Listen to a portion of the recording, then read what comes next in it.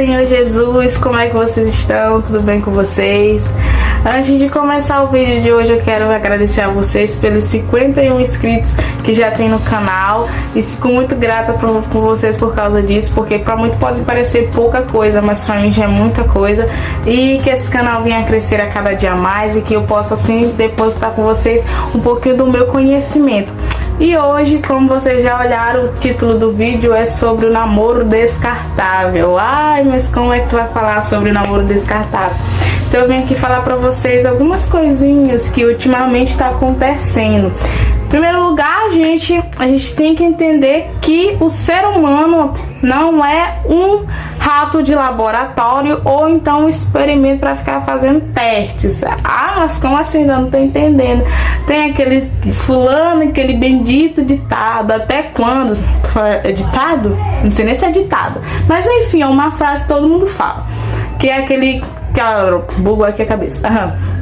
Que é aquela famosa até quantas bocas erradas você vai ter que beijar para encontrar a certa. E aí entra a questão do rato de laboratório. O rato de laboratório é feito para testes e tal. Boca errada, que é justamente aquela pessoa que fica, vai ficando, e aparece um outro ser na vida dela e acaba dizendo essa frase para ela: até quantas bocas erradas você vai ter que beijar para encontrar a certa. Então, até quantas bocas erradas você vai ter que beijar para entender que a minha é certa. Então, até quantas vezes você vai ter que quebrar a cara para entender que eu sou a pessoa para ficar com você.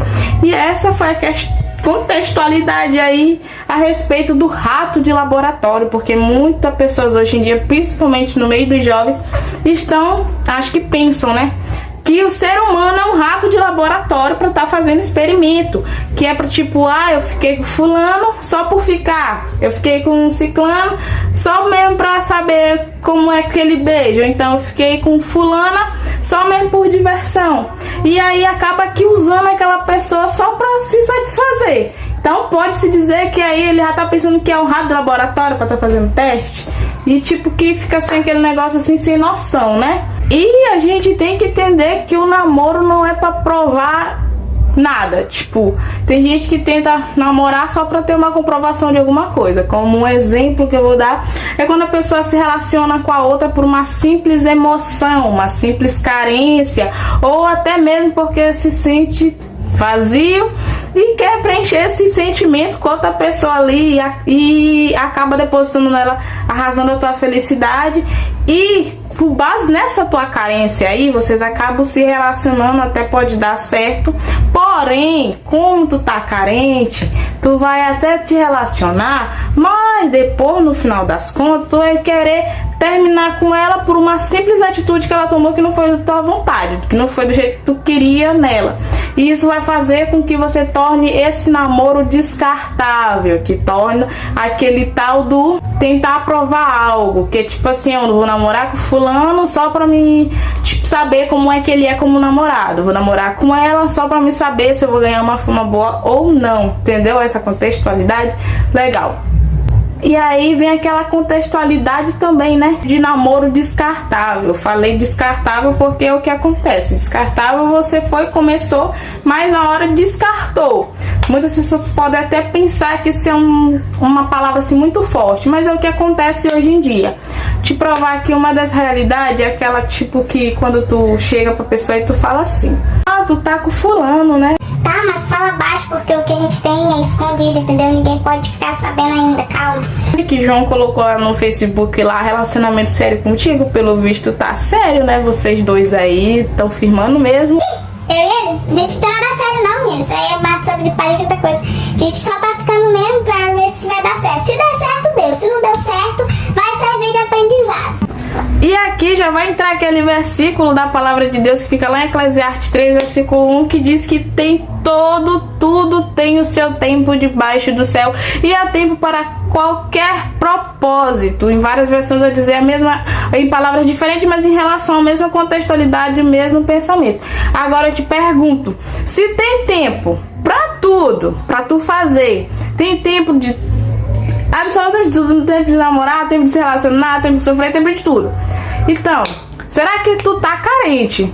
tu vale a pena tu te relacionar com uma pessoa ali só mesmo por carência, ou então tipo só porque tu te sente sozinho, aí tu quer aquela pessoa pra estar do teu lado, pra te acompanhar, e acaba depois se frustrando porque foi um relacionamento que não foi bom, foi um relacionamento abusivo, que teve ciúme e tal, aquele negócio todo. Ou seja, tu perdestes tempo tentando te relacionar com ele, na hora deu até errado.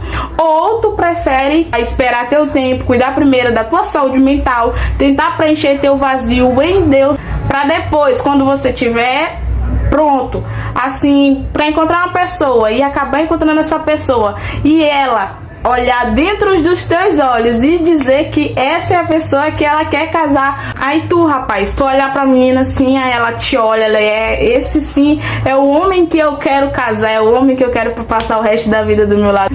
Ou então tu, menina, quando tu olhar e ele te olhar dentro dos teus olhos, no profundo do profundo, no profundo, quando ele te olhar dentro dos teus olhos e falar assim, essa é a mulher que eu quero pra envelhecer ao meu lado, é essa a mulher que eu quero construir uma família, é essa mulher que eu quero pra ficar comigo, não vai ser 1000 vezes melhor do que você se relacionar com uma pessoa apenas por carência, apenas porque tipo tá se sentindo sozinho. O namoro, como eu já falei no vídeo anterior, é a fase do conhecimento, certo? Mas claro que tu não vai conhecer 90% da pessoa, mas tem como tu conhecer a pessoa ali uns 50%, saber o caráter dela, os gostos dela, o que ela tem de comum com você, a compatibilidade dela com você, atividades que vocês têm em comum.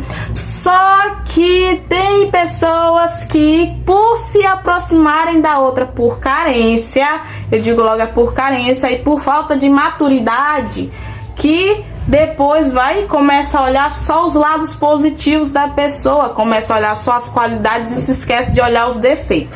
E no final das contas, casa, e depois que casa, conhece o lado da pessoa, e aí vai e diz que quando não é... Lembra que eu falei que tem pessoas que dizem que quando casa não é assim e tal? Geralmente isso acontece por quê? Porque no amor, em vez de conhecer os lados positivos e os lados negativos, começaram a olhar só os lados positivos e esqueceram de olhar os lados negativos.